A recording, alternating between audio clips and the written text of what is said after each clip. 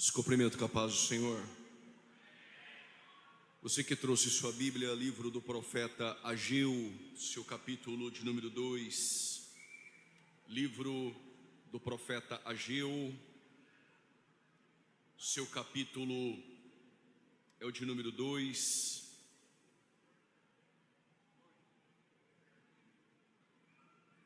Enquanto você procura, eu quero já de antemão agradecer a Deus pela sua bondade, pela sua onibenevolência, permitir que eu pudesse estar aqui essa noite, contribuindo através da palavra de Deus, servindo a Deus nessa igreja tão relevante, presidida pelo pastor-presidente, pastor Cícero Miranda. Minha gratidão pela confiança, por permitir que eu fizesse uso dessa tribuna para falar de Deus, sabendo que essa igreja zela pela doutrina,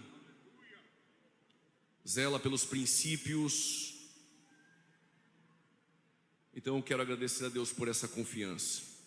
Também ao primeiro vice-presidente, pastor Francisco Vicente, segundo vice-presidente, pastor Fábio Henrique, e também ao departamento de jovens, sendo coordenado por Éder França, o evangelista, e pelo vice Arthur Oliveira. Deus abençoe a vida de vocês. Sei que no Brasil nós temos centenas e centenas de pregadores. Me sinto honrado por ter sido escolhido essa noite para poder falar do nosso Senhor Jesus Cristo. Livro do profeta Ageu, capítulo de número 2, seu versículo é o de número 23. Quem encontrou, diga amém. Naquele dia, diz o Senhor dos exércitos: tomar-te-ei, ó Zorobabel, servo meu, filho de Sealtiel, diz o Senhor. Far-te-ei como um anel de selar, porque te escolhi, diz o Senhor dos exércitos. Vou repetir: e te farei como um selo, porque te escolhi, diz o Senhor dos exércitos. Quando eu falo da vida de Zorobabel, eu não estou falando de nenhum rei. Eu não estou falando aqui essa noite de nenhum sumo sacerdote, ou de nenhum sacerdote que carregava o ofício sacerdotal, bem como a tribo de Levi. Não estou falando de um homem que tem um grande exército, mas estou falando de um homem que vai governar um povo fraco, simples, empobrecido, que está deixando um cativeiro de 70 anos para trás, para poder reconstruir aquilo que fora destruído. Mas já tenho uma boa notícia para lhe dar. Quando eu pensei que eles começassem a reconstruir os muros, porque muros fala de uma cidade protegida, a primeira coisa que eles vão reconstruir não são os muros, mas o altar. Porque a primeira coisa que nós precisamos reconstruir é a adoração. Onde tem altar tem presença. Alguém deu glória a Deus? Vou repetir: onde tem altar tem presença. Onde tem altar tem Deus falando com o teu povo. Precisamos compreender que este texto fala de um homem que Deus disse que ele vai ser o selo de Deus. Todos nós aqui sabemos, estamos cônscios, que o selo no Antigo Testamento, ou dentro do contexto veterotestamentário, significava a propriedade de um documento. O selo era autenticidade. Quando o rei emprestava o anel e você carregava o selo, você estava representando aquele rei, e automaticamente você carregava consigo a autoridade daquele que te deu aquele selo. Por isso que o pai, quando o filho pródigo volta, entre roupa, entre calçados, deu a ele um anel. O que o pai estava dizendo: onde você chegar, a palavra do teu pai está chegando contigo também. Mas essa história de Zorobabel sendo o selo de Deus nos faz caminhar há mais de 130 anos atrás, nos faz compreender as Escrituras desde o momento em que o reino foi dividido, o reino do norte e o reino do sul, e os dois cativeiros, tanto do reino do norte quanto do reino do sul, para que nós possamos compreender o peso que há nessa palavra em Zorobabel ser o selo de Deus. Zorobabel foi um líder civil do primeiro grupo dos judeus que retornou do cativeiro babilônico, que perdurou por 70 anos. Ele vai exercer a função de um governador e ele vai ter um papel fundamental na reconstrução do templo e, por que não dizer, também na organização da reconstrução dos muros. Mas antes de reportar você a séculos de anos antes da reconstrução dos muros, da reconstrução do templo, Deus é a prova viva de que Ele não abandona aquilo que um dia Ele mesmo selou.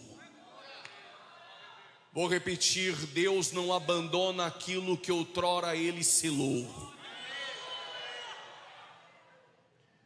Você vai compreender nessa história essa noite que um dia veio o juízo de Deus, tirando o selo que Deus deu a um rei. Alguém pensou: então está tudo acabado. Havia uma promessa, e por causa dessa promessa, Deus não vai abandonar o seu povo, e Ele vai escolher um homem para voltar a carregar o selo que outrora Ele constituiu. Após o reinado de 40 anos de Davi, de 40 anos de Salomão e 40 anos de Roboão, quando ele assumiu o trono, os anciãos procuraram um novo monarca, ainda jovem, e disseram para Roboão que os impostos eram muito altos, que, se possível, ele poderia diminuir os impostos, porque a carga sobre o povo estava de forma exacerbada. E se assim ele não fizesse, o conselho dos anciãos era: é possível você perder o reino, ou perder o povo e o reino ser dividido. Mas Roboão procurou escutar os mais jovens, e quando digo escutar os mais jovens, eu não quero dizer que jovem não pode ter um chamado ou ter uma autoridade constituída por Deus. Jesus, com 12 anos, ensinava doutores. Samuel, ainda jovem, Deus o chamou para o ministério profético e também sacerdotal.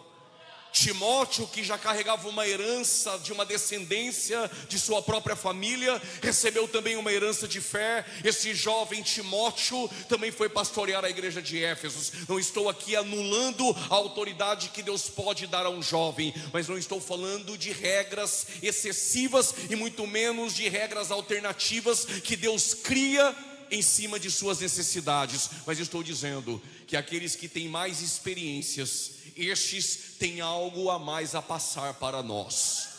Sendo assim, o próprio Roboão não quis escutar aqueles que carregavam um legado de anos, os anciãos.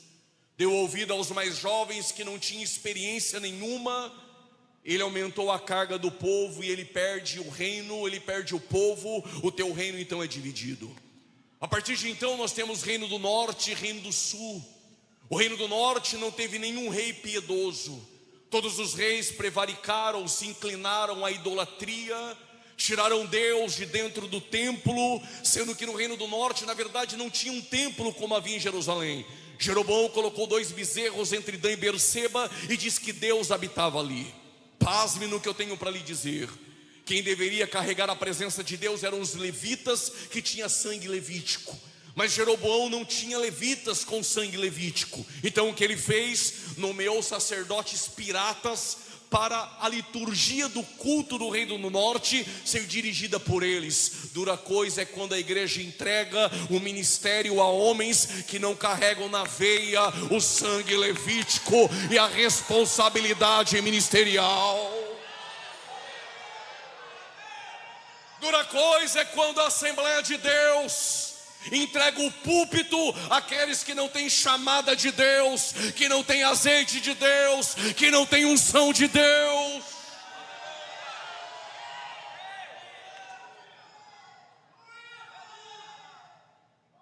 Oraia mandar.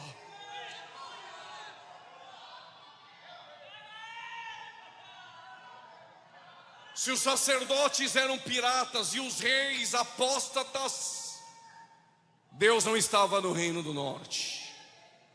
Ao ponto que o juízo de Deus veio contra Samaria, permitindo que a Assíria, a maior potência da época, invadisse o reino do norte. Este é o primeiro cativeiro.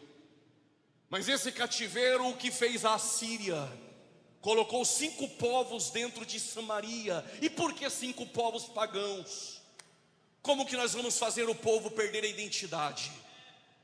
Como que nós vamos entrar de forma sutil no meio do povo de Deus? Coloca outras vestes, outras doutrinas, outras culturas. Daqui a pouco haverá um sincretismo religioso e ninguém vai saber quem é povo de Deus. 5 povos invadiram Samaria: Babel, Cuta, Rava, Hamat e Sefarvaim. Cada um trouxe o seu Deus, cada um trouxe a sua cultura, cada um trouxe as suas vestes, cada um trouxe o seu dialeto, cada um carregava dentro de si os seus costumes pagãos. E isso ocorreu que Samaria se torna uma miscelânea, um sincretismo religioso. Ninguém sabia mais quem era o povo de Deus e quem não era. Ninguém mais sabia qual eram as músicas que adoravam a Deus e qual eram as músicas que até parecia, mas não era. Estou falando por parábolas para ver se tu pega.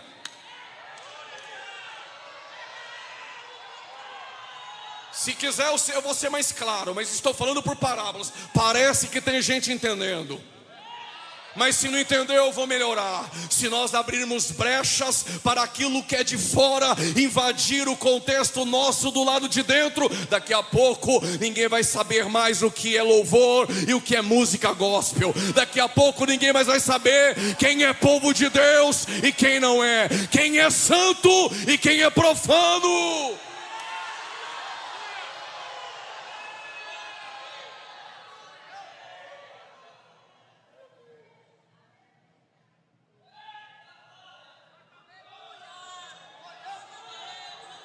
Mas o Deus de Israel, irado, e permita-me os teólogos que aqui estão, a ira de Deus é uma linguagem de acomodação. Estou falando do zelo de Deus.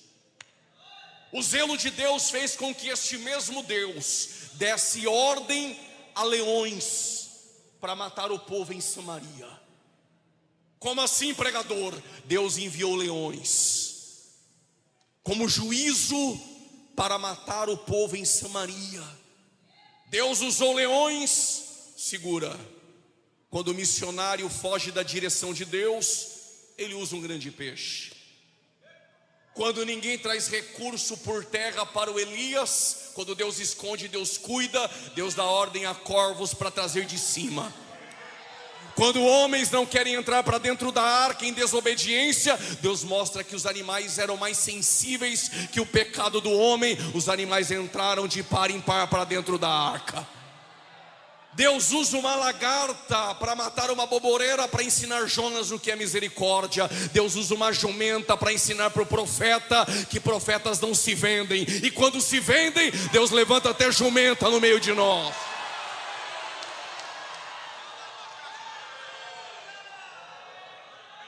E quando o crente carnal zomba de profeta verdadeiro, Deus usa ursos como juízo para matar aqueles que chamaram Eliseu de calvo. Agora Deus usa leões. Se Deus usa corvo, peixe, leão, como que não vai usar um jovem cheio do Espírito Santo? E os leões passaram a assassinar pessoas em Samaria, ao ponto que alguém em Samaria correu para o rei da Síria e disse: ó rei, o Deus do povo de Israel está irado contra nós, enviou leões para nos matar. O que o rei da Síria fez? Chama o sacerdote aqui, sacerdote pirata. O sacerdote veio e o rei da Síria fez um acordo com ele, porque sacerdote verdadeiro não faz acordo com rei ímpio. Tem trono, mas é ímpio. Tem palácio, mas é ímpio. E se tu és sacerdote ou profeta verdadeiro, nós não negociamos a nossa fé. Vou falar em alto bom som para essa juventude: cresça guardando uma fé legítima e não negocie a tua fé. O sacerdote disse: estou aqui, rei. E o rei disse ao sacerdote: o Deus daquele povo enviou leões para matar o povo. Então vai lá e procura saber o porquê o Deus daquele povo enviou leões. O sacerdote disse: eu sei o porquê. Porque nós não sabemos o costume do culto do Deus da terra. Não entendeu? Eu explico melhor. Se nós não sabemos como é a liturgia, como é o culto, como é as músicas, Deus ficou irado. Aí o rei da Síria falou: então eu tenho uma ideia. Vai lá e ensina para eles, permita-me o vocabulário, ensina para eles a manha do culto, só para calar leões.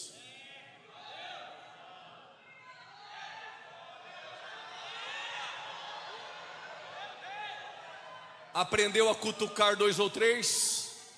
Aprendeu a levantar a mão quando o pregador pede para dar glória? Aprendeu a abraçar 5 e 6? Aprendeu a bater na mão de 10 quando o pregador, cheio de movimentos, pede para você fazer? Aprendeu que no início do culto tem oração, e depois tem hino da harpa, depois tem leitura inicial, e depois a gente canta, e depois oferta e canta de novo, e depois palavra, e depois avisos, e depois oração, e depois faz assim com a mão. A oração acaba mais ou menos às 9, depois da bênção apostólica, cada um vai para sua casa. Nós sabemos tudo sobre música do culto, liturgia do culto, horário do culto, endereço do culto, mas em Samaria eles não sabiam de fato quem era o Deus do culto.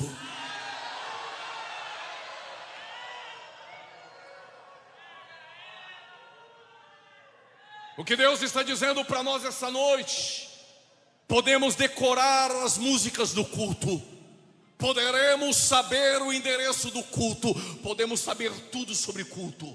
O que Ele quer saber essa noite é se você conhece e tem intimidade com o Deus do culto.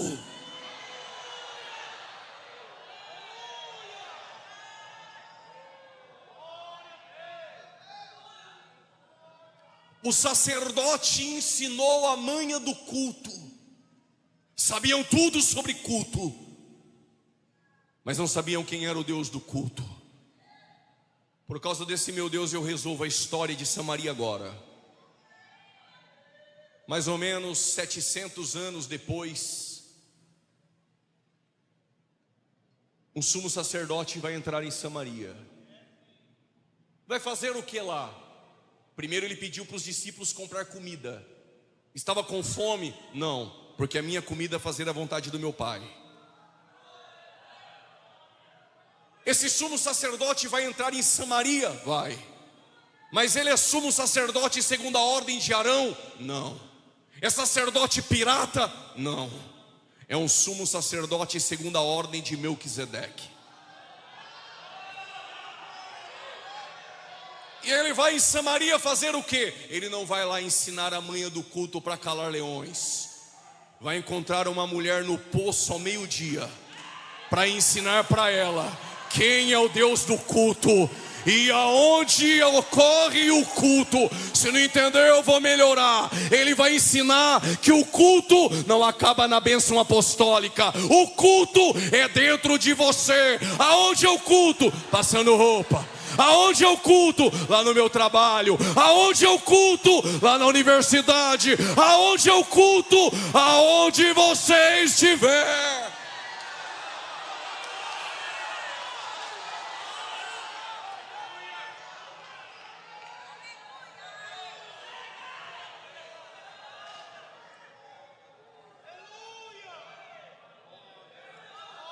Se me chamar outra vez, eu conto essa história toda. Vamos para o Reino do Sul, porque é lá que ocorre a história que eu quero lhe contar. Enquanto no Reino do Norte nós tivemos reis ímpios do patamar de Acabe, no Reino do Sul nós tivemos reis que também prevaricaram, mas nós tivemos também reis que foram piedosos. Quem lembra de Josafá? O homem para fazer aliança errada, mas como era crente, quando fazia aliança errada e quebrava a cara, ele procurava sempre um profeta verdadeiro. Também nós temos Ezequias, 13º rei de Judá. Era um homem piedoso que, quando Isaías deu a sentença de morte, deitado, enfermo, com a cara para a parede, ele ora. E Deus manda o profeta voltar e acrescentar mais 15 anos de vida. Por causa do glória a Deus aqui do púlpito eu vou melhorar. Conheço o rei que orou deitado e Deus fez o profeta voltar e acrescentou vida para ele. Mas também conheço apóstolo que subiu no terraço meio-dia para orar e Deus deu experiências marcantes para Pedro. Também conheço profeta que subiu na torre de vigia como Abacuque e orou e Deus respondeu: o justo viverá pela fé. Também conheço homens como legisladores que subiram no Monte Sinai e falavam com Deus, e Deus falava com ele como quem fala com um amigo. Também conheço homens que não oraram no monte, mas oraram 3 vezes por dia dentro do quarto, e Deus deu a ele revelação. Se você ora no terraço, se você ora no monte, se você ora deitado, se você ora na torre de vigília, não sei, mas Jesus disse: se abrir a porta do teu quarto e orar, o Deus que está em secreto, secretamente Ele te recompensará.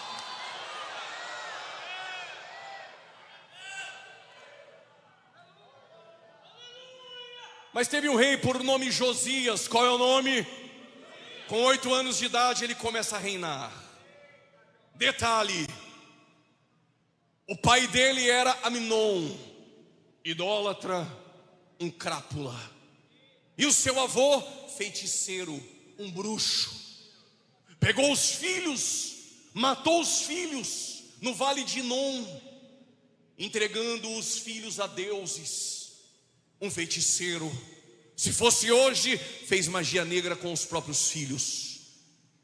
Manassés foi o pior rei que existiu em Judá.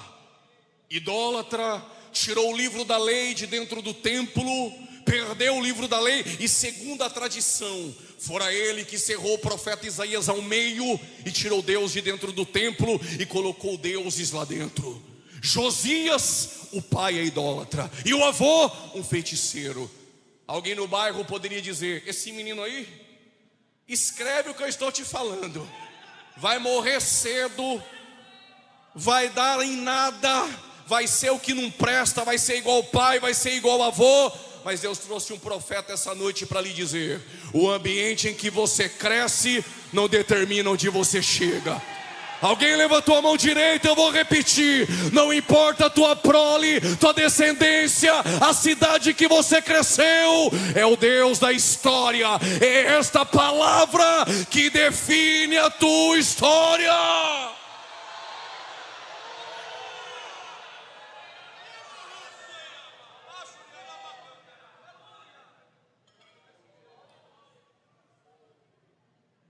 Há pessoas na Bíblia que receberam uma herança de fé. Se fosse hoje, iria dizer: nasceu em berço evangélico. Ainda que eu andei o mundo todo, nunca achei esse berço para comprar.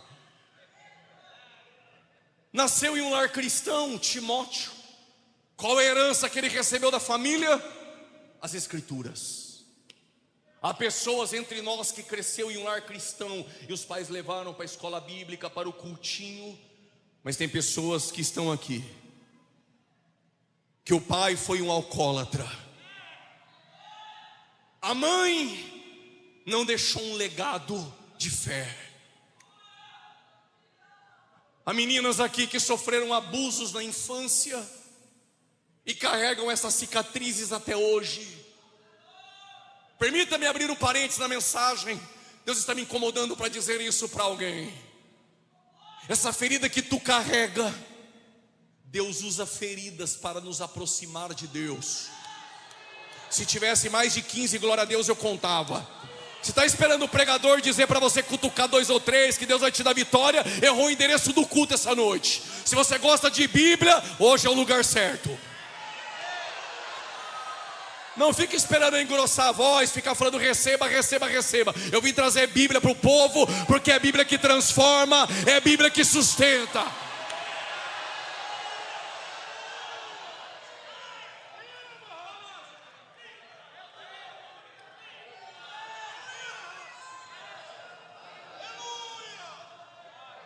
Pregador, tu está dizendo, as suas cicatrizes te aproximam de Deus. Prove, eu vim para isso.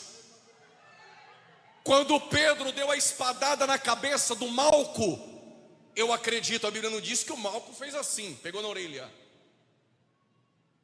arrancou a orelha. O que Malco sabia sobre Cristo?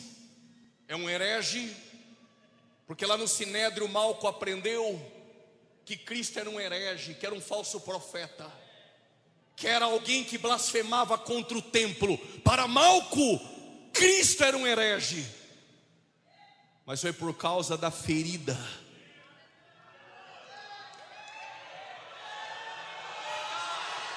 Ah, se não fosse essa ferida, tu não estaria aqui dando glória a Deus essa noite.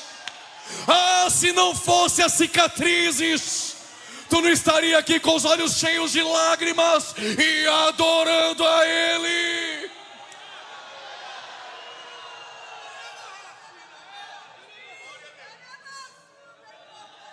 Oriamando-a, Oriamansoi-camana.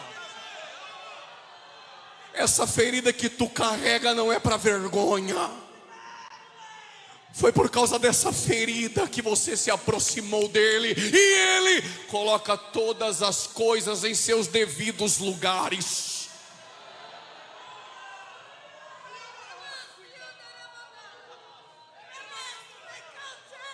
Eu sei que eu estou pregando para homens que têm zelo com as escrituras, e talvez vocês não vão concordar com o que eu vou dizer. Um pensamento meu, se quiser desconsidere. A Bíblia não fala que quando arrancou a orelha de Malco, tinha homens com pau, lança, espada, soldados.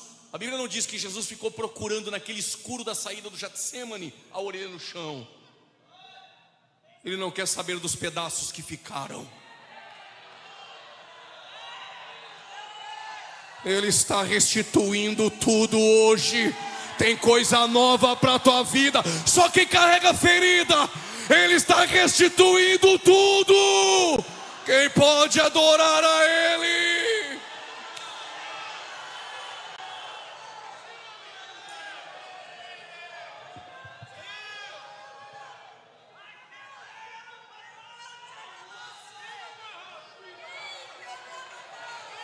Vai economizar esse glória a Deus para o culto do domingo que vem, ou vai deixar tudo na EJAD essa noite?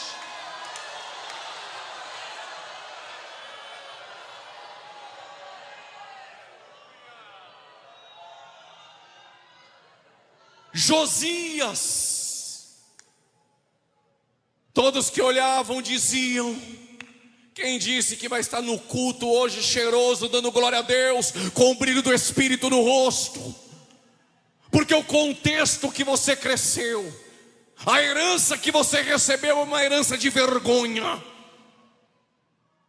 Mas esse contexto e essa herança não definiu onde você iria chegar. Mas esta palavra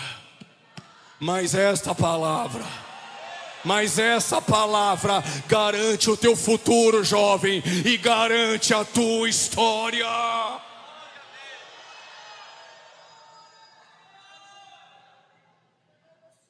Josias foi um rei piedoso, mas em uma reforma que Josias quis fazer em seu tempo, Ilquias, o sacerdote, no templo encontrou o livro perdido, era o livro da lei. Olhem para cá. Josias era piedoso, servia a Deus, e diz a Bíblia, quando eu li isso eu fiquei perplexo, porque segundo o coração de Deus, Davi, reis estrategistas, Alexandre o Grande, filho de Filipe o Macedônio, reis sábios, Salomão. Sabe o que diz a minha Bíblia e a tua? Nenhum rei teve o coração convertido como Josias. Segura. Diz o texto, novo convertido, quando eu li isso, eu fiquei quase 5 meses para entender. Josias seguiu os passos do seu pai Davi. Mas eu li que o pai é Aminon e o avô Manassés. Mas a Bíblia diz que o pai é Davi. Segura. Pais biológicos geram filhos biológicos. Pastores espirituais geram filhos para uma outra geração espirituais. Vai doer, vou te decepcionar. Talvez você achou que ia tirar foto depois do culto comigo, talvez nem vai querer mais. Mas também não vim aqui para jogar confete e trazer chantilly do café, vim trazer o amargo. Já vou te decepcionar. Sabe por que a nossa juventude está enfraquecendo? Porque suas referências são medidas por talento, mas a maioria não carrega caráter.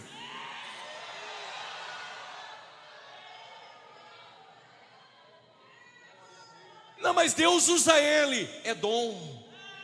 Deus usa ela, é talento. Mas talento não define caráter.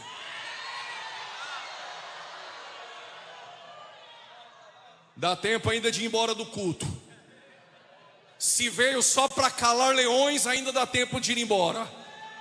Mas se veio porque sabe que o culto é dentro de você e conhece o Deus do culto, eu vim para lhe dizer: caráter é fundamental e legado para uma geração crescer e frutificar fortalecida.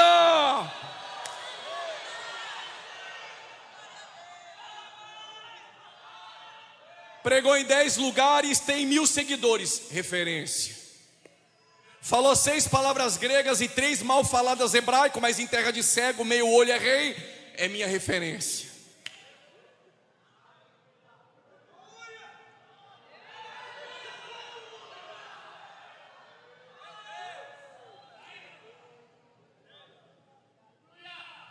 Josias não seguiu os passos do seu pai biológico, mas o seu pai espiritual era Davi. Se você não encontrar ao teu lado nenhuma referência, teve homens que deixaram um legado de fé na história de nossa igreja, e você pode olhar para eles e seguir os passos dos nossos pais espirituais. Hoje, com o avanço da tecnologia em Israel, se você planta tâmara hoje, você vai comer a tâmara que você plantou. Naquele tempo, se planta tâmara hoje, tu nunca vai comer dela. Quem vai comer vai ser, quem sabe, teus filhos ou teus netos. E por quê? Porque quem planta tâmaras não planta para si. Quem planta tâmaras planta para uma outra geração. E quando você comia uma tâmara, você tinha uma certeza, na verdade duas. A primeira, não foi eu que plantei. A segunda, se não foi eu que plantei, eu tenho duas opções. Primeira, ou não plantar e destruir aquilo que nós nunca construímos e estamos usufruindo, ou continuar plantando para uma outra geração.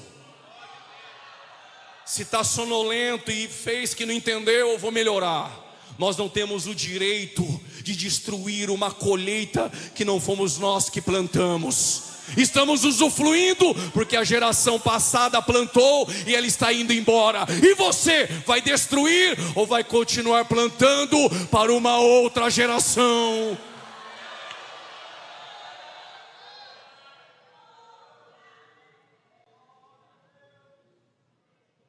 Quando Josias recebeu o livro da lei, olha o que diz o texto: enterneceu o teu coração. O que é isso? Se humilhou. E se humilhou e pediu uma reforma. Lembra que eu parei aqui? Eu vou repetir. Estabeleceu uma reforma. Mas ele já não servia a Deus? Servia. Já não era piedoso? Era. Tem pessoas que trabalham na igreja, são envolvidos nas atividades da igreja, mas acham que é só isso. Mas quando elas tiverem um encontro com a palavra, perceberão quão longe nós estamos. O que os céus está dizendo é possível ser piedoso, ter boas intenções, mas carregar entulhos da religião. Mas quando você tem um encontro verdadeiro com a palavra, jovem, pode ter certeza, haverá uma grande reforma primeiro dentro de você e depois em sua volta. Quem está pronto para reformas, está pronto para mudanças. Só porque 10 assembleanos levantou a mão, eu vou melhorar a minha fala. Quem está pronto para reforma, está pronto para mudanças. Porque o que vem dos homens necessita passar por mudança, mas o que vem de Deus não necessita ser mudado.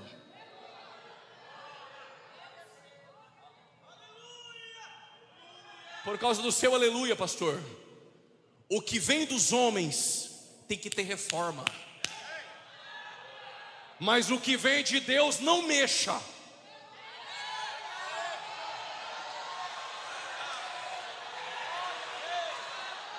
Não, mas eu fiz um cursinho de mentoria com o guru da internet. Que mentoria o que, rapaz? A Assembleia de Deus é 114 anos. Quer ensinar para nós como funciona a roda?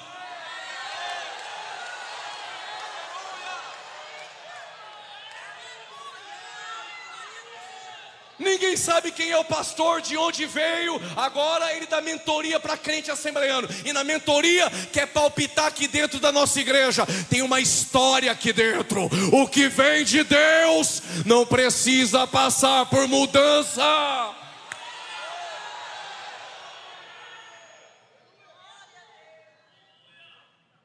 O que vem dos homens precisa passar por mudanças. Agora a nossa geração é assim.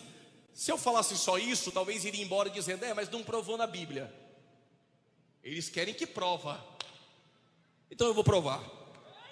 E quando eu provar, se tiver na carne vai dar glória, se tiver no espírito até línguas estranhas fala. Só se tiver no osso, para não levantar essa mão direita, para dar glória a Deus. O que vem dos homens tem que passar por mudanças. Prove. Qual é o nome do menino? Jacó. Quem colocou o nome de Jacó? Foi Isaac. Veio de Deus ou veio dos homens? Dos homens. Então tem que passar por mudanças. A partir de agora é Israel.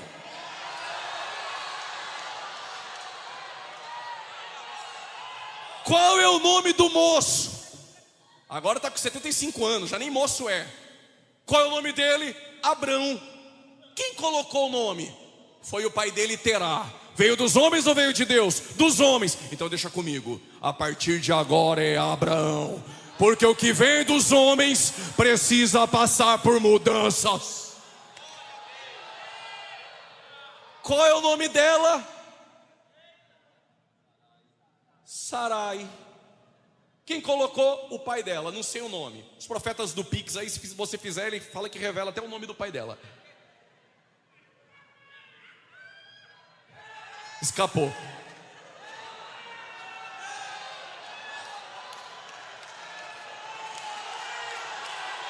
Mas crente assembleano não está atrás de misticismo, de horóscopo. O nosso negócio é Bíblia, palavra, palavra, palavra.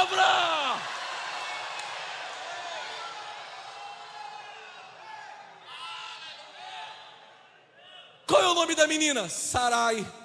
Quem colocou? Os homens. Então passa por mudanças. A partir de agora é Sara.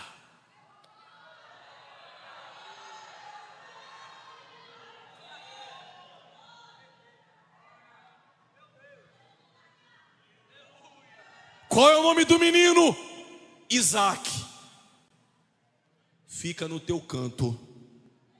Não mexa, porque foi Deus que deu.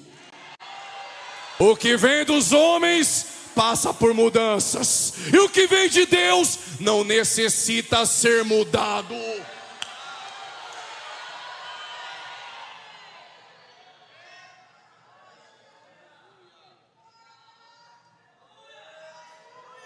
Josias procurou uma profetisa.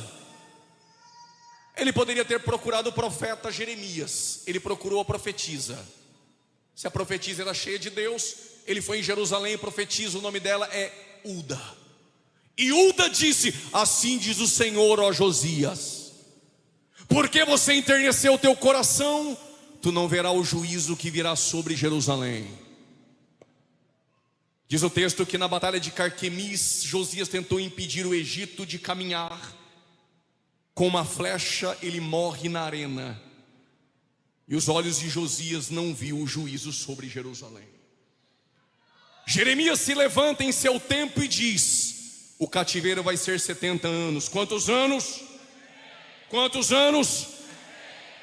Mas tem um falso profeta dizendo que vai ser 2 anos. O nome dele? Ananias. É claro que a gente vai simpatizar e vai trazer para o Congresso o Ananias. O Ananias é light, é só vitória.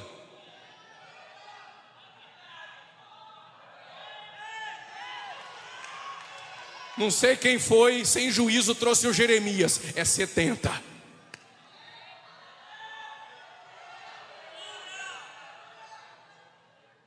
Qual o problema de ouvir os falsos profetas? Eles afastam o povo do genuíno arrependimento. Diz o texto na boca de Jeremias capítulo 6, versos 14: curam superficialmente a ferida do meu povo, dizendo paz, paz, quando não há paz. Sabe por que no culto do falso profeta a igreja lota? Porque ele diz paz, paz, quando não há paz. Diz Jeremias que eles curam as feridas superficialmente, mas não curam na alma. Mas quando o profeta verdadeiro entrega aquilo que vem do céu, vai doer, vai machucar, mas vai sair do culto curado, cheio do Espírito, dando glória a Deus essa noite. A sentença de Jeremias é 70 anos de cativeiro. E os 70 anos vieram. A Babilônia, os caldeus invadiram Jerusalém e levaram o reino do sul ao cativeiro, que durou 70 anos. Mas a primeira leva levada ao cativeiro babilônico foram os nobres de Jerusalém. E os nobres eram aqueles que tinham um poder aquisitivo mais elevado. Eu já não iria na primeira turma, eu iria na segunda. Na primeira turma tem Daniel, Misael, Ananias e Azarias. Glória tu vai dar daqui a pouco. Quando Daniel foi colocado dentro do palácio, eu pensei, é cativeiro, e Deus permite um crente ser colocado dentro do palácio. Mas no ano 597, Babilônia invadiu a segunda vez. Levou 10.000 ao cativeiro, entre eles, tu conhece ele, o Ezequiel, filho do sacerdote Buzi. Era para ser sacerdote. Mas quem manda na tua vida ainda é Deus. Vai ser o que eu quero, vai ser profeta. Só que o Ezequiel foi levado para o cativeiro. Detalhe, ninguém colocou Ezequiel dentro do palácio. Ezequiel foi colocado aonde? Fora do palácio, às margens do rio Quebar. Invadiram Jerusalém a terceira vez. Destruíram o templo, saquearam os utensílios, queimaram os muros de Jerusalém. E a glória foi embora. E Jeremias? Falaram para ele se ele quisesse comer na mesa do Egito ou Babilônia, ele podia escolher. Jeremias falou: não, vou ficar no meio do meu povo. Segura. Alguém poderia sair do culto hoje e dizer: se Deus deixou a Babilônia invadir e o cativeiro é 70 anos, Deus perdeu o controle. Quem disse? Ele tem um crente por nome Daniel dentro do palácio. Ele tem um crente por nome Ezequiel fora do palácio. Ele tem um crente por nome Jeremias em Jerusalém. Se tu não entendeu, eu explico melhor. Deus tem pessoas específicas em lugares estratégicos. Como teve mais de 50, glória a Deus, eu vou repetir, leva isso para a tua vida hoje. Deus tem pessoas específicas em lugares estratégicos. Prove, eu provo. Ele tem o Daniel dentro do palácio. Ele tem um Jeremias em Jerusalém. Ele tem um Ezequiel fora do palácio. Ele tem um Pedro na Judéia, um Filipe em Samaria, um Paulo nos confins da terra. Ele tem uma menina na casa do Naamã, um José na casa do Potifar, uma Radassa no palácio de Assuero. Ele tem você na escola, ele tem você no trabalho. Deus coloca pessoas específicas em lugares estratégicos. Tem alguém que acredita nisso essa noite?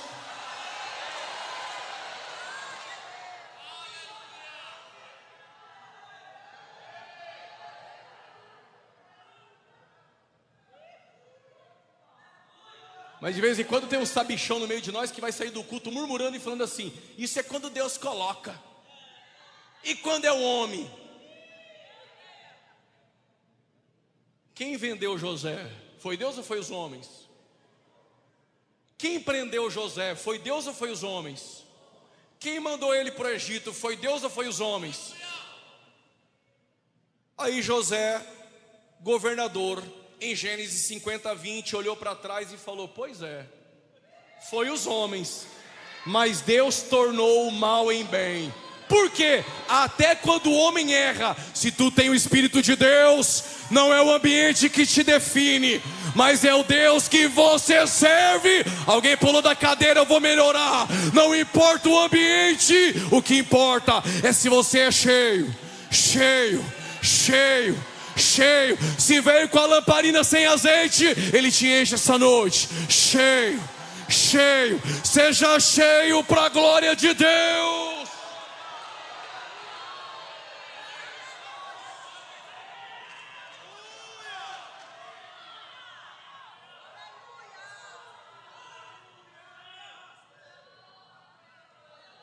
Agora tem um negócio de jovem que quer ser pregador, quer ficar andando com o pregador.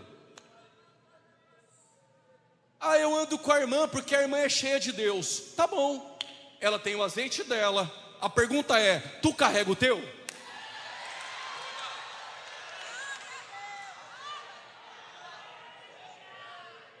Eu só ando com crente que é cheio, tem palavra. Eu quero saber, do movimento eu sei que muitos gostam. O que eu quero saber é se você tem palavra e se você é cheio. Se tu não entendeu, eu vou melhorar. Ninguém empresta ou transfere azeite para ninguém. Veio para Ejade com a lamparina? Veio. A pergunta é: tem lamparina? Tem. O que eu quero saber é se trouxe azeite.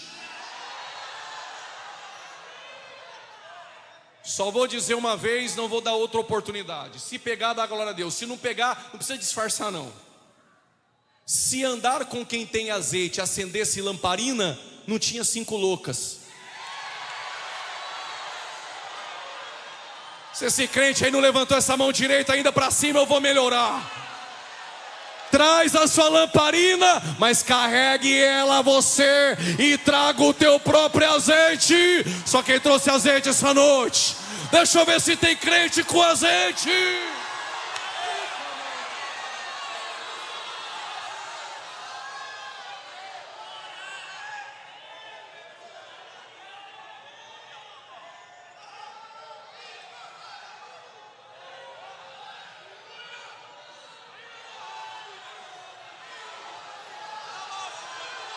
Tem crente com azeite aqui, ó. Aqui também já vi que tem. Lá no fundo já levantaram as lamparinas. E tem azeite na casa essa noite.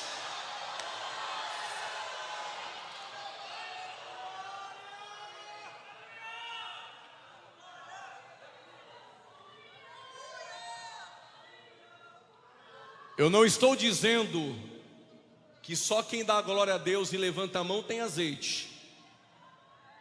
Mas quem é vivo se movimenta. Vou abrir um parênteses para quando você pregar, tu não passar por isso que às vezes eu passo. Não se decepcione com tora. Tora não pega fogo no culto de jeito nenhum. Então quando você estiver pregando, foca nos gravetos.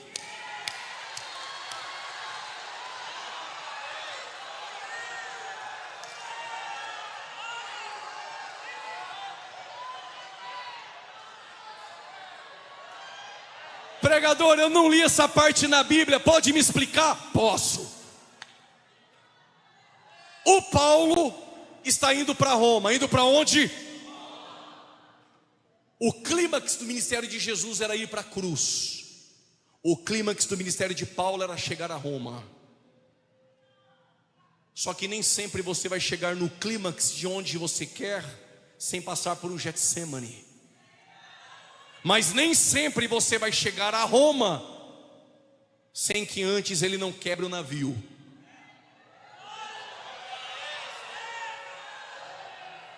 Cheio de prisioneiro, eu achei que eu iria como piloto. Vai como prisioneiro.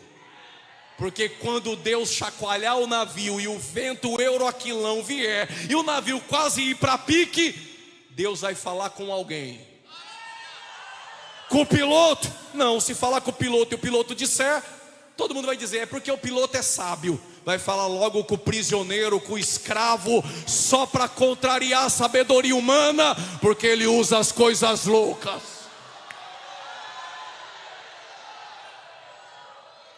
Quebrou o navio, diz bem forte, e agora? Se não quebra o navio, a ilha de Malta não teria recebido o evangelho. Então quando ele deixar seu navio quebrar, não fica murmurando nas redes sociais e faltando no culto. Deixa Deus movimentar e o vento quebrar o navio. É Deus te levando para um propósito maior.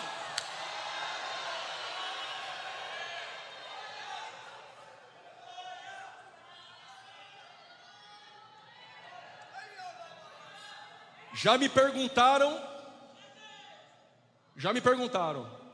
pastor Juliano, tu vai no congresso de jovens, de adolescentes, e prega que o navio vai quebrar, que o vento vai chacoalhar, que não é só vitória, só vitória. Eu falei, sim, eu prego. E eu não prego para voltar. Aí ele disse, mas não era melhor trazer uma mensaginha assim? Eu falei, não, eu não departamentizo mensagem. Se eu ficar trazendo brincadeirinha para jovem rir, ficar cutucando 2 ou 3 o culto todo, tu vai crescer mimadinho, não me rele, não me toque. Mas quando cresce com palavra, com feijoada, com cuscuz, vai crescer fortalecido, jovem, mais forte.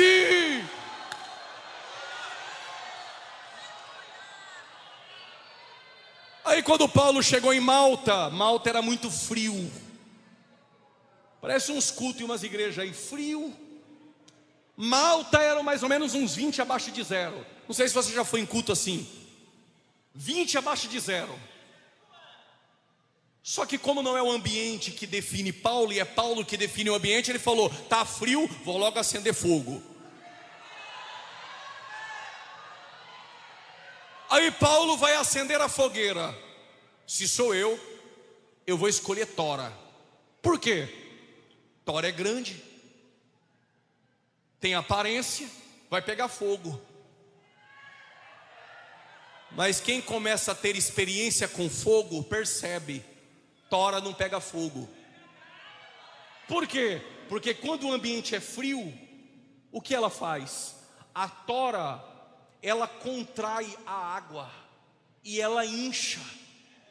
Eu prego mais, eu canto mais, só eu que sei. Não olha para ele não, senão ele vai começar a disfarçar da glória.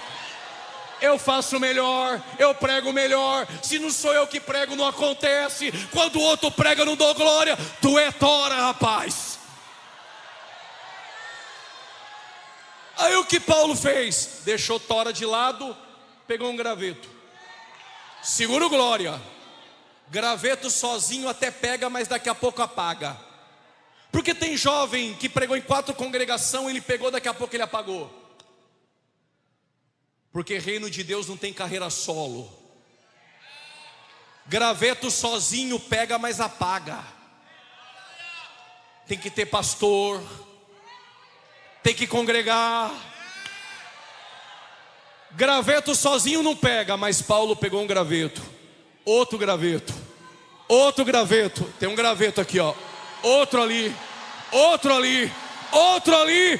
Pegou fogo. Quando pega, não apaga. Quer ver? Já acendeu. Vai sair do culto pegando fogo, mas não vai apagar de jeito nenhum.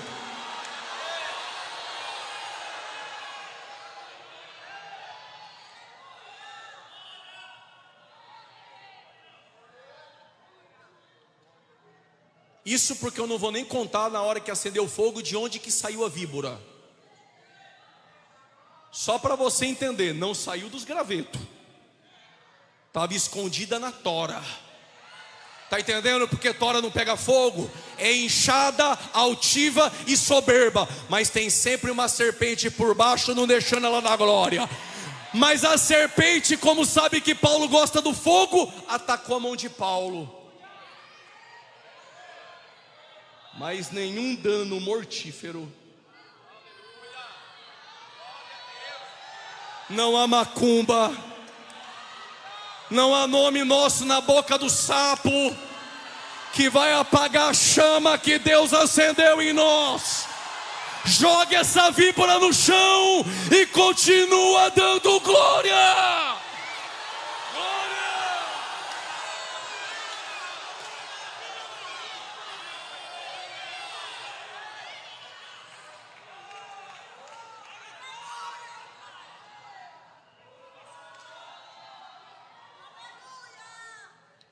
O cativeiro dura 70 anos. Quantos anos?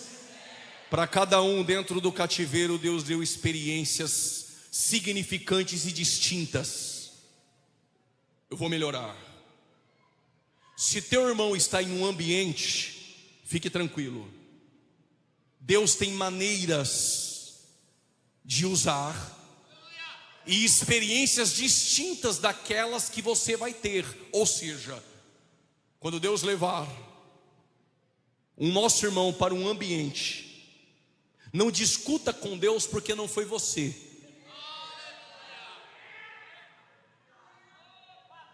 Deus tem sempre um outro ambiente para você. Qual a experiência de Daniel dentro do palácio? Porque tem que ter um crente lá dentro. Não murmure do ambiente que você está. Mesmo que seja um ambiente aparentemente estranho, fica onde eu te coloquei. Por quê? Porque quando o rei sonhar, eu preciso de alguém para usar lá dentro e interpretar o sonho.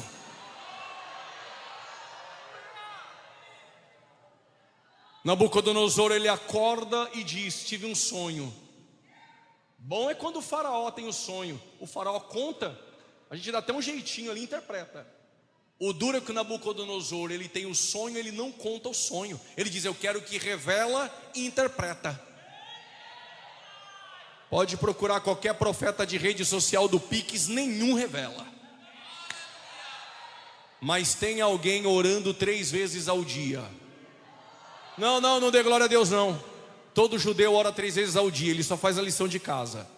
Judeu ora 3, muçulmano reza 5.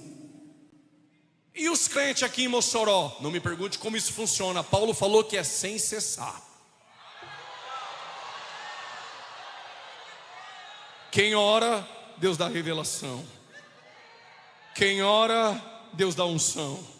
Quem ora, Deus dá palavra. Quem ora, Deus enche com o Espírito. Daniel compareceu diante do Nabucodonosor e diz do Senhor com uma estátua: a cabeça é de ouro e o peito é braço de prata. A prata é o peito e o braço, e a cabeça é ouro. E o ventre e o quadril é bronze, e a perna é ferro e barro.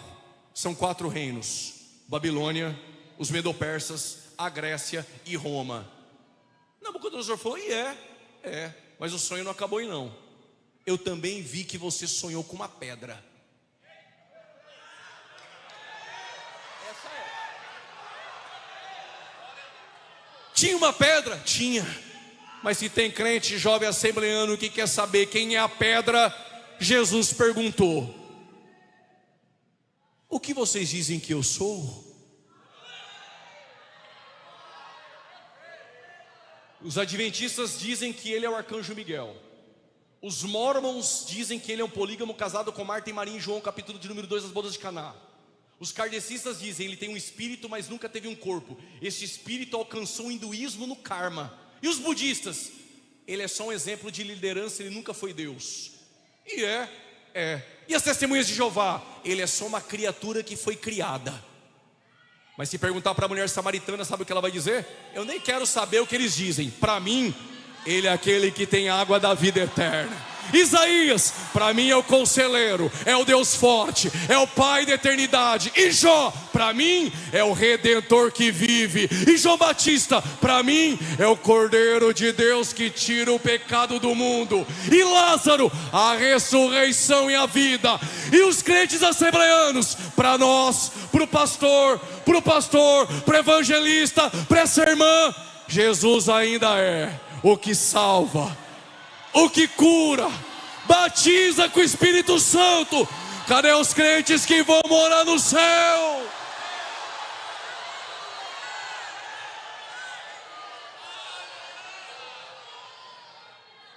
Aí o Pedro falou: para mim tu és o Cristo, e é filho do Deus vivo. Bem-aventurado és tu, Simão Bar-Jonas, a saber, Pedro, nem carne nem sangue te revelou senão Pai. A pergunta é: quem é a pedra? Sobre esta pedra, sobre esta pedra, sobre esta pedra edificarei a minha igreja, e as portas do inferno, da morte, das ânsias do Hades não prevalecerão contra ela. Só quem está na rocha essa noite.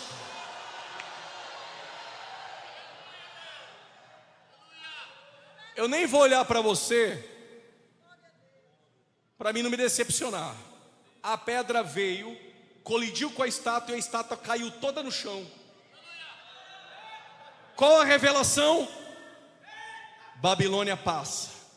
E os Medo-Persas? Passa. E os gregos? Vai passar. E aquela Roma já caiu. Não entendeu? Eu explico melhor. Lula, tu gosta? Vai passar. Bolsonaro, tu idolatra? Vai passar. Deputado passa. Senador passa. Pregador famoso passa. Cantora passa. E a pedra é Cristo. É Cristo. É Cristo. Este reino permanece eternamente.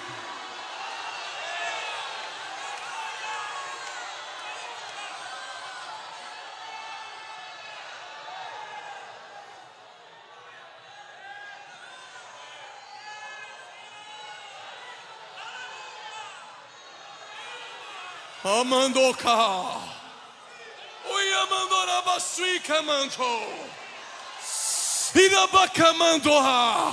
Seja batizado agora em nome de Jesus. Com a autoridade do céu, seja batizado agora em nome de Jesus.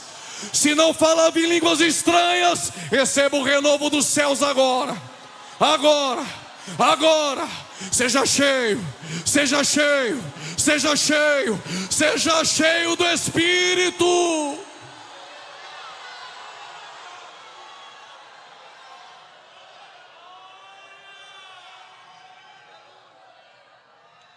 Eu não vou ter tempo para falar de Jeremias, vou falar da experiência de Ezequiel. Mas vocês me deram bastante tempo. Deram, dava para falar de todo mundo. Mas por que eu não vou falar? Porque o pastor Reginaldo Ribeiro me encontrou e falou assim: pastor Juliano, melhor deixar eles com um pouco de sede do que matar eles afogados. Porque se eu der tudo hoje, ano que vem vocês não me chamam. E Ezequiel, o ambiente é outro. Até eu queria estar no palácio. Mas se Deus colocou você às margens do rio Quebar, tu vai ver o que Daniel não viu. E o que Ezequiel viu? O céu abriu. E tinha umas rodas assim, ó. E as rodas se movimentavam. Só que tem um detalhe: no meio da roda o Espírito de Deus.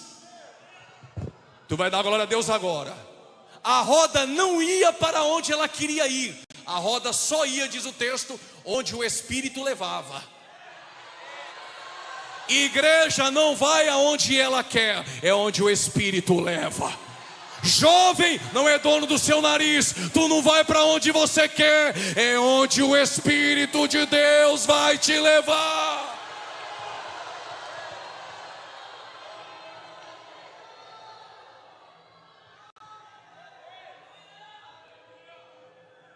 Quem quer saber do vale, diga eu quero. Eu sei que tem mais gente que gosta do palácio, mas quem quer saber do vale, diga eu quero. Cuidado com o palácio que você quer. Davi derruba gigante no vale, mas a sua fraqueza vem quando ele está no topo do palácio. Por que Deus não me levou para o palácio? Porque Ele quer te preservar no vale.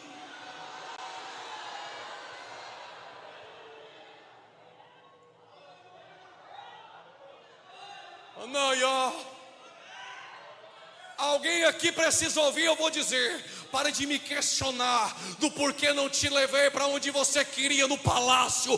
Vou te deixar no vale, mas vai terminar a carreira como Paulo. Defendeu o bom combate, acabou a carreira e vai guardar a fé. Se eu te levasse para onde você queria, já tinha me abandonado. Vou te deixar nesse vale, mas vou te preservar salvo, carregando a minha santidade.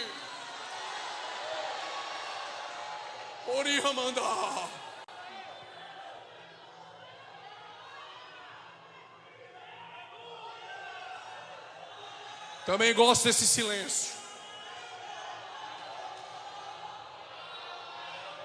Ezequiel é tirado em espírito e levado para o vale. Para onde? O que tu vê, Ezequiel? Ossos. Por causa desse glória, quando Deus te leva no ambiente para te usar, primeira coisa, Ele não quer saber como está o ambiente. Primeira coisa que Ele pergunta é se você tem visão.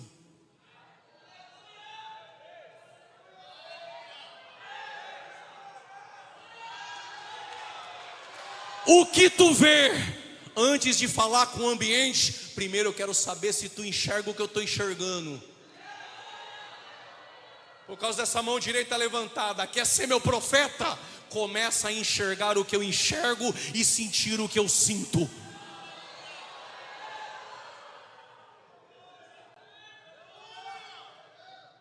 Ô, irmão, eu vim do mundo novo convertido. Eu demorei 3 anos para entender aquele texto. Quando eu olhava para aquele texto, Deus me perdoe, eu ficava com raiva.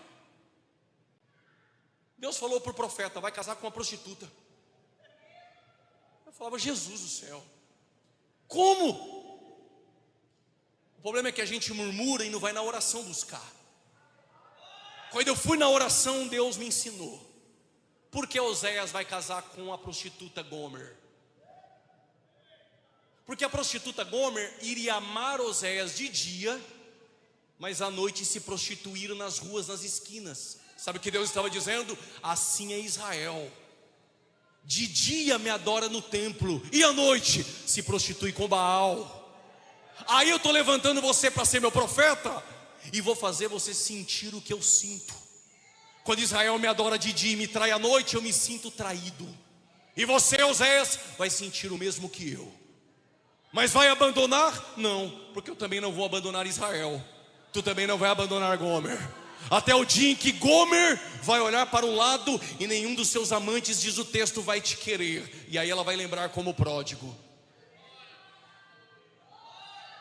Eu tenho alguém me esperando. E está no lugar que eu nunca deveria ter saído. Mas eu estou sujo, cheirando mal. O Pai está no mesmo lugar te esperando voltar. O que tu vês, Ezequiel? Ossos. O que tu vês? Tem nervos ali. Tem mais o que? Tem carne. Tem mais alguma coisa? Tem um pouquinho de pele. Mas por que não marcha?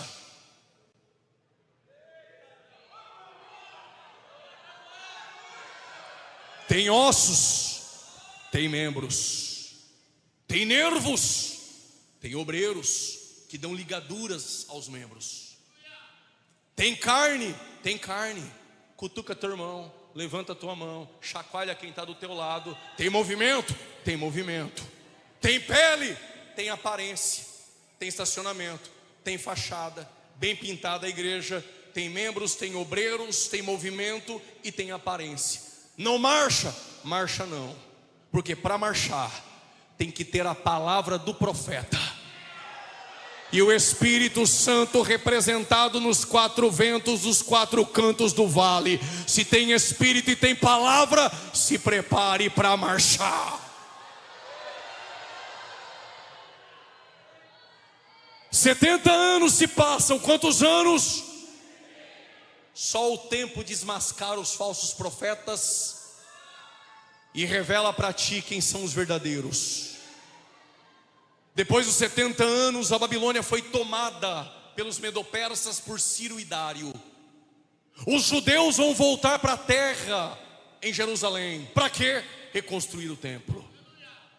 Quem vai comandar? Zorobabel. Só que há um detalhe aqui, pastores. No livro de Jeremias há um rei da casa de Davi. E qual a promessa? O rei eterno do trono eterno, Jesus, é da casa de Davi.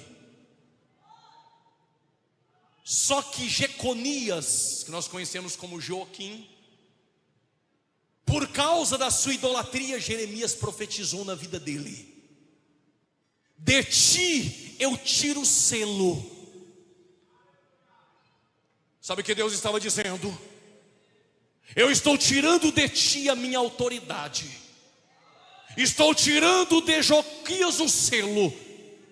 Joaquim perdeu o selo. Alguém poderia dizer: se ninguém mais da casa de Davi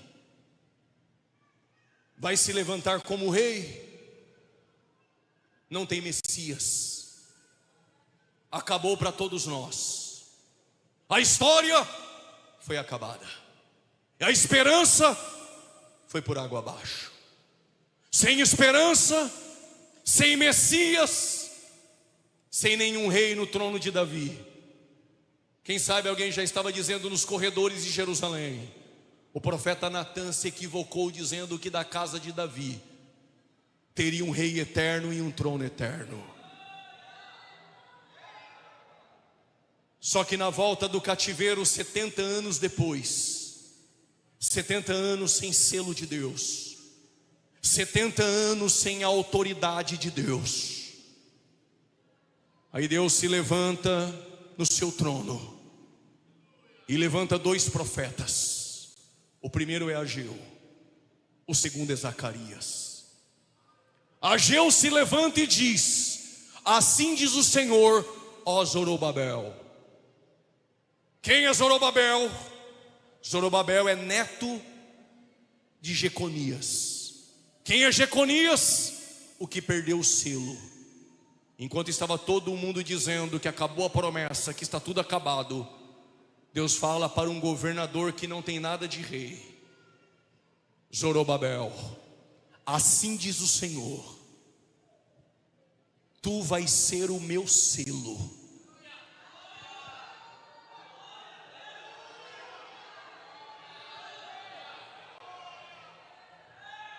Porque eu te escolhi, diz o Senhor.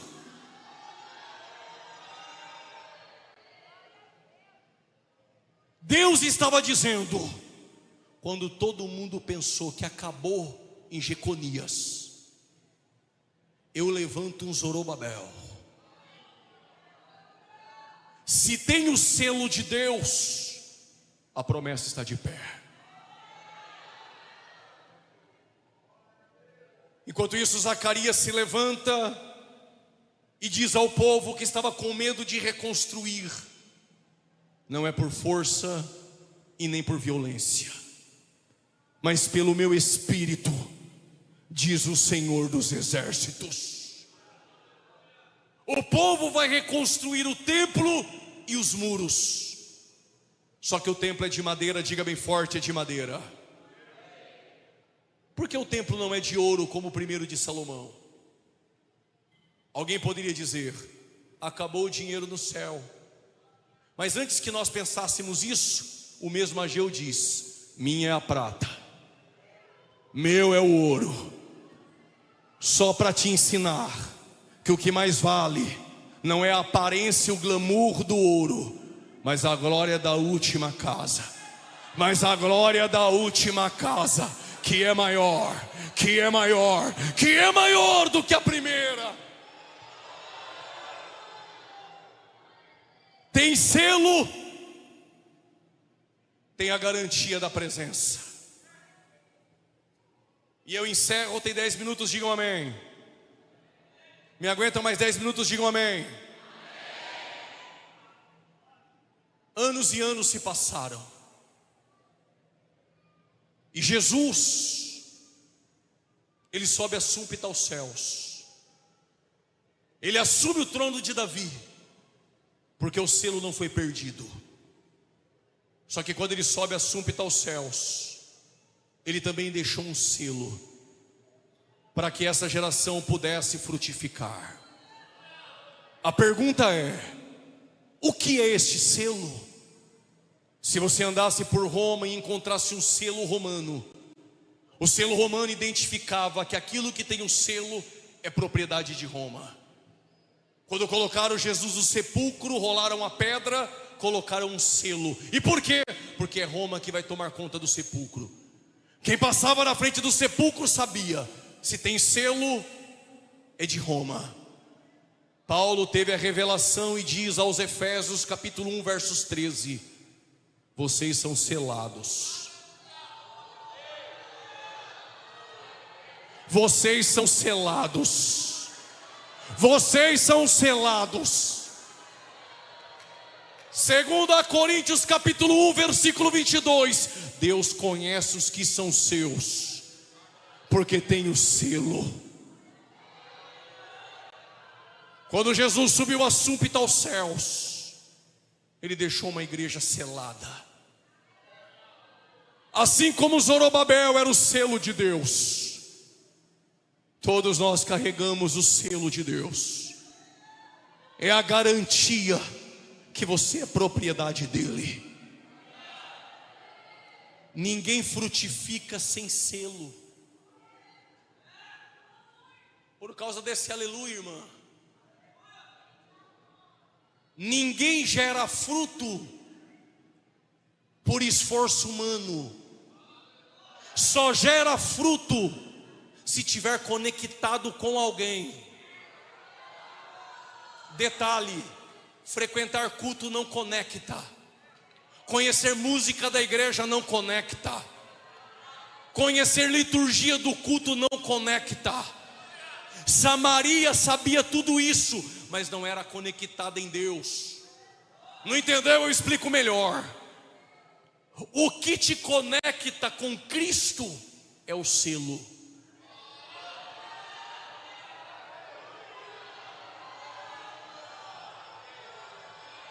Vou ter que contar a historinha da escola agora para a gente entender melhor.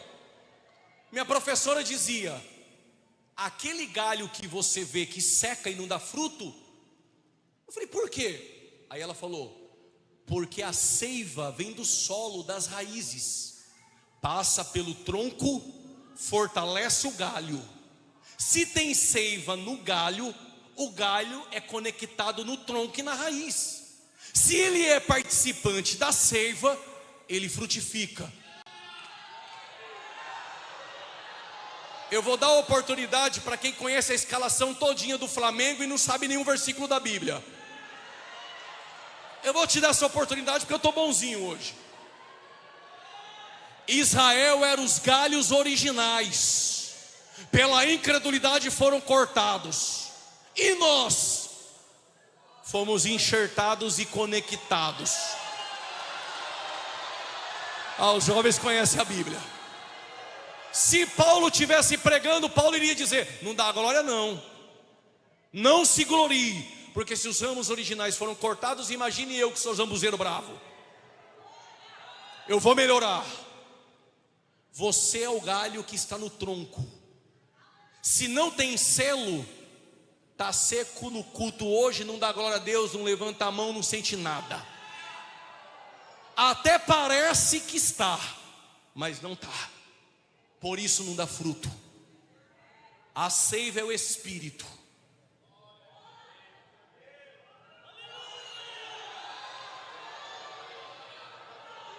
Não é você que fortalece a raiz, é a raiz que tira do solo.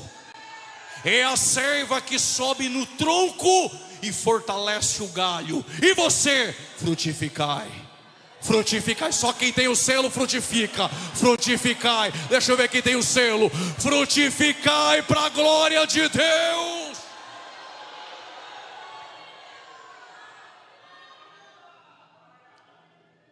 Tenho mais 5 minutos, eu encerro.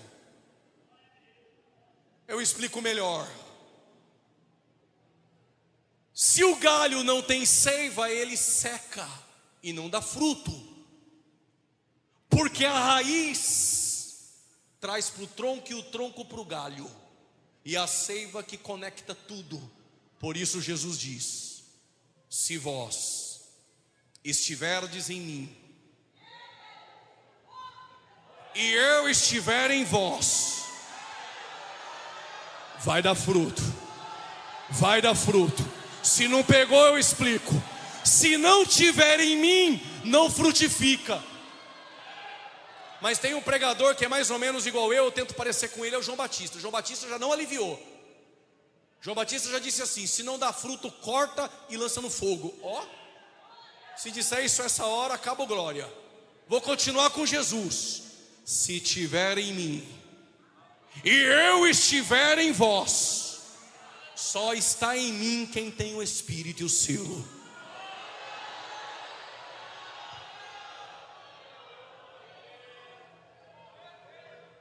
Coloque-se de pé em nome de Jesus.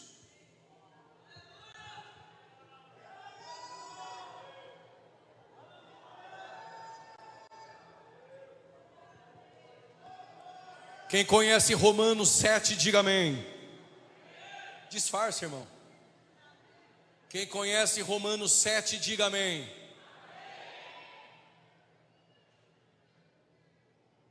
Não confunda a minha fala, para depois não sair do culto falando que eu disse algo que eu não falei. Romanos 7, Paulo não está falando de casamento. Pregador, tu vai falar isso para os jovens? Claro. Romanos 7 não está falando de casamento? Não.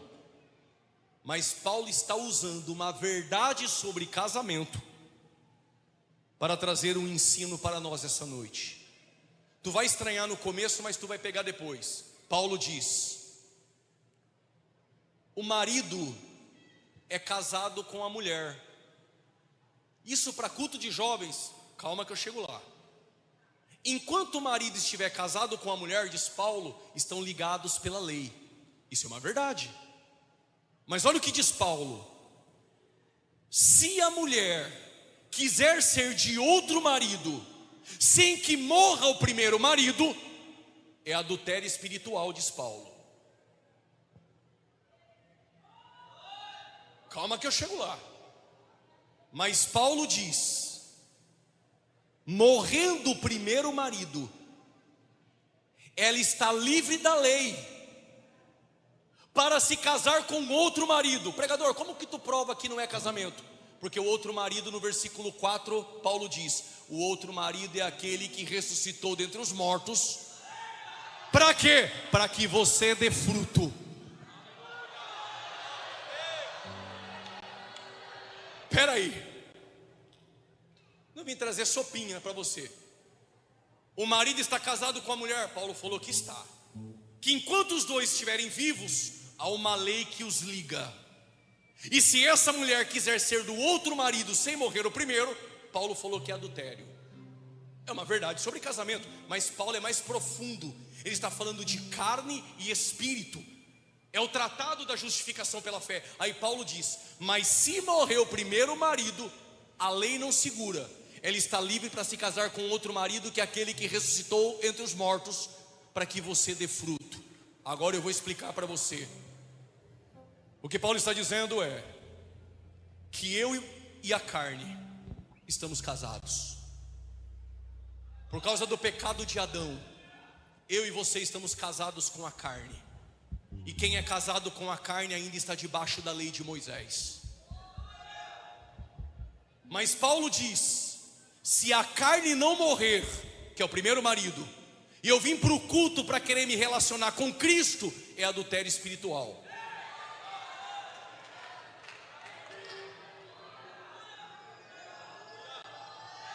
Tá bom, eu vou falar na sua língua. O que Paulo está dizendo é: se você está casado com o mundo e com a carne, mas veio hoje no culto para se relacionar com Cristo, com Ele não tem ficada.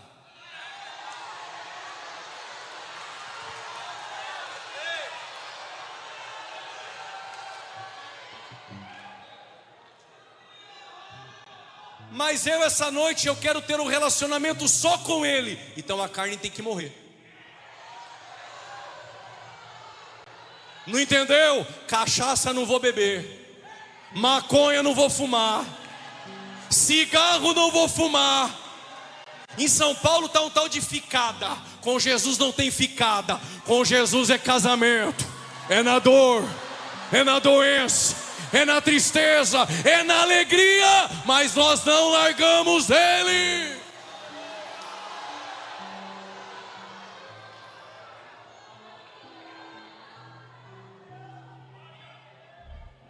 Quer dar fruto? A carne tem que morrer. Quer dar fruto? A carne tem que morrer. Se morrer a carne, o seu relacionamento com Cristo será tão pleno que você vai frutificar. Tem alguém que quer voltar para Jesus? Saia do teu lugar agora e vem.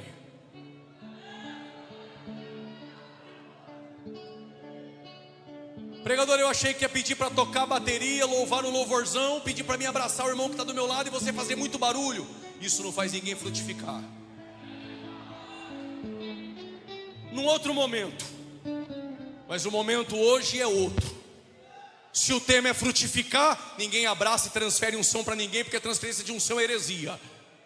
O que o Senhor está dizendo? Se quer frutificar, a carne tem que morrer hoje. Cadê o primeiro? Saia do teu lugar agora e vem. O Espírito Santo está te chamando aqui essa noite. Tem alguém essa noite que quer voltar a ter um relacionamento com Ele? Saia do teu lugar agora e vem. Onde está a primeira vida para Jesus? Se tem alguém aí do teu lado que não é evangélico, ou que se afastou do caminho do Senhor, faça o convite a ele ou a ela. E se a carne quiser morrer agora, traga-o aqui à frente em nome de Jesus. Onde está a primeira pessoa? Saia do teu lugar agora e vem. O Espírito Santo está te chamando aqui essa noite.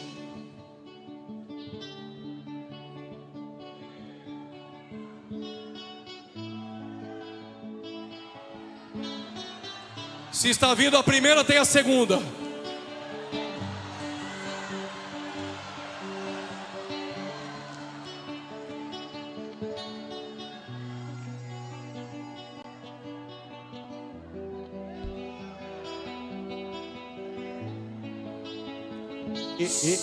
Segura.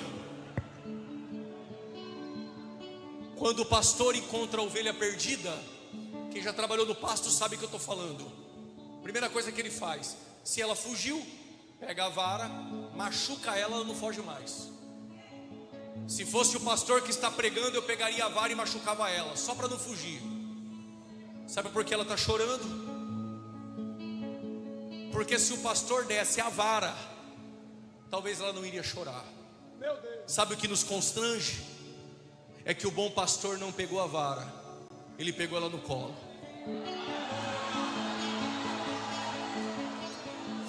Oh glória! Sabe por que você é constrangido pela graça? Porque nós merecíamos vara, mas ele quer te pegar no colo hoje. E ele não vai te levar no culto de doutrina para te expor.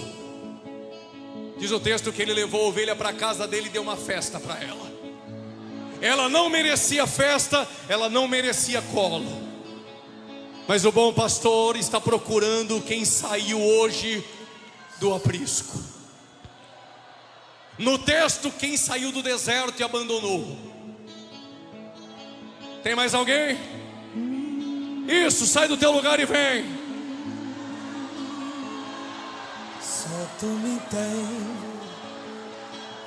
não me censuro, embora eu sei que te aborreço. Mas eu te peço, por favor, meu Deus, esqueça.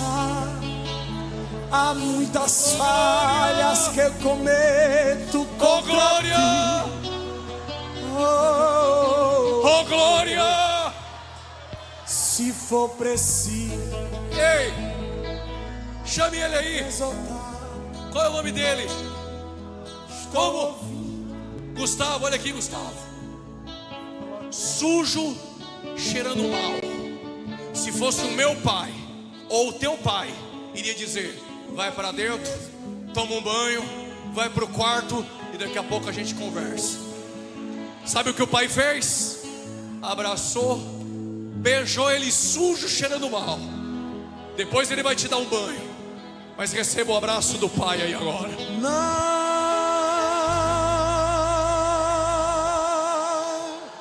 Não me deixe,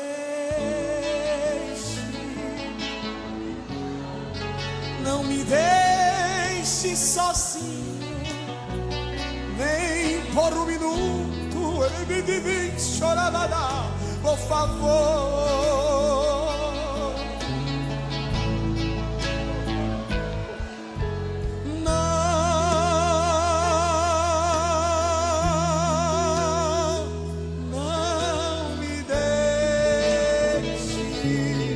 Eu te quebro, mas não te perco. Eu quebro o barco, mas não te perco. Cadê você essa noite? Sai do teu lugar agora e vem correndo. A graça te alcança essa noite. Filho é herdeiro, e quem nasceu para governar, Deus usa até no cativeiro. Esse tempo vai passar. Não desista de orar. Deus é fiel e verdadeiro. Pregador, tu falou da ovelha, tu falou do pródigo. Os dois estavam perdidos fora. Mas agora eu quero chamar a dracma que está perdido faz tempo, mas do lado de dentro.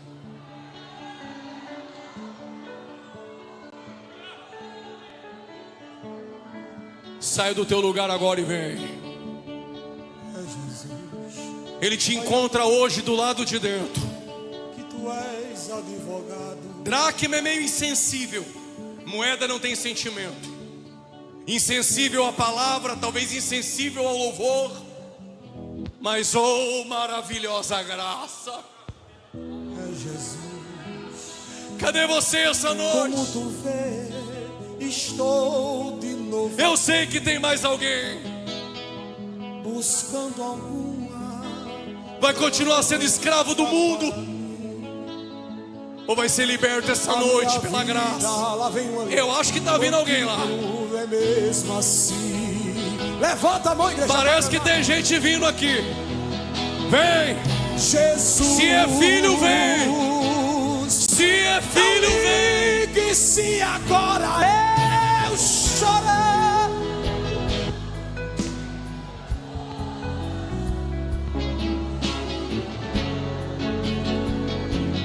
A grande compaixão me não chorava a mim.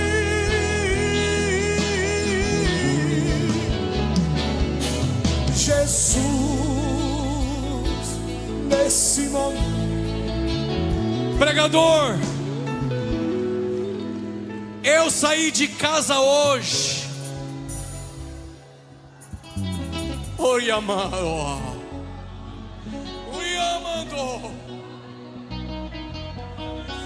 E tu, quando foi sair, esqueceu a carteira e voltou.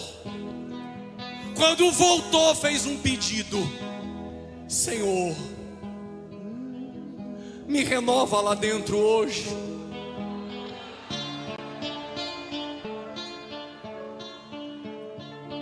Eu não esqueci do teu pedido. Receba o renovo agora onde você está. Você não vai voltar para casa como você entrou. Receba o renovo de Deus agora onde você estiver.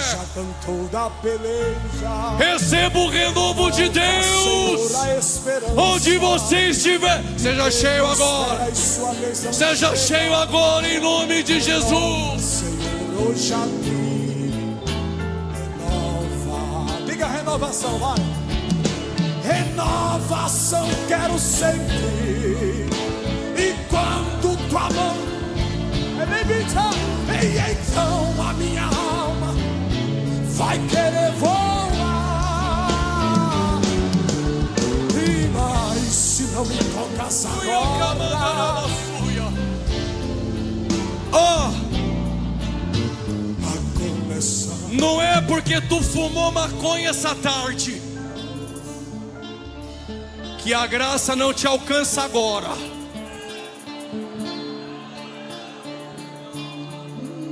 Pecado perdoado é problema resolvido. Sai do teu lugar agora e vem. É com você que ele está falando. Sai do teu lugar agora e vem. Cadê você? Sai do teu lugar agora e vem. Vem. Vem. O Espírito Santo te chama aqui essa noite. Cadê você? Saia do teu lugar agora e vem.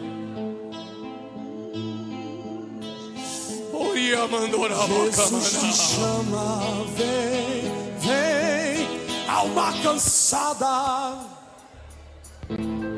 Jesus é o porto onde a alma pode ancorar. Ele acalma. Oh, glória a Deus. Se a tua vida. Eu vou entregar o microfone agora. E eu faço o último apelo neste culto. Pode ser que alguém até te faça um outro apelo no caminho de volta para casa ou amanhã.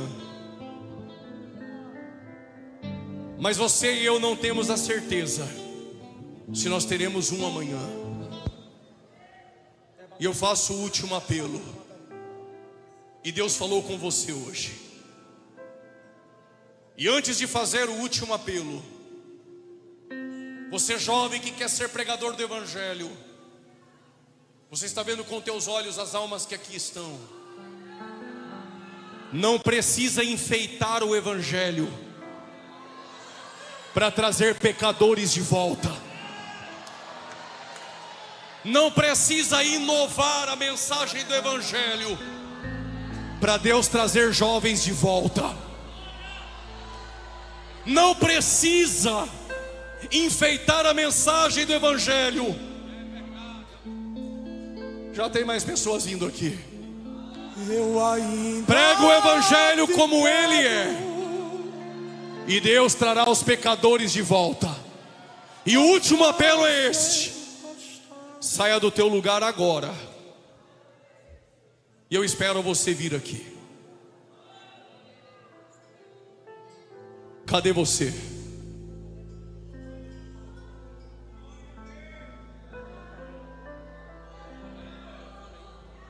Estou esperando você vir.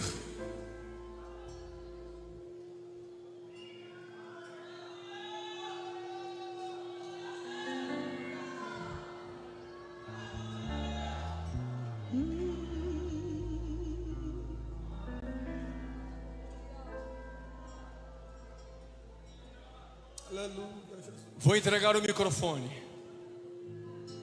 Ainda dá tempo de sair do teu lugar e vir aqui à frente.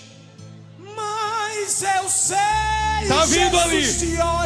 Se não quiser dar glória, até as pedras clamam. Eu já tinha pulado da cadeira. Eu já tinha falado em línguas estranhas no teu lugar. Do pó das cinzas eu vou. Diga, aleluia! Sou teu Deus, é só. Canta a igreja, vai. E sei que os sonhos se perderam no campo. Aleluia! E sei sozinho, entregue a solidão. E mais eu sou Deus, que tudo pode. Louvado seja o nome do Senhor. Quero convidar o pastor Francisco Vicente de Oliveira. Pastor Vicente, faça essa oração aqui por estas vidas que estão se entregando a Jesus de Nazaré. Glórias a Deus. Amados, a paz do Senhor, aqui estão essas vidas que têm tomado esta grande decisão esta noite. Ouviram a palavra, foram tocados pela palavra e agora estão vindo à frente, confessando Cristo como seu Salvador. E a Bíblia diz que quem está em Cristo, nova criatura, as coisas velhas passaram e eis que tudo se fez novo.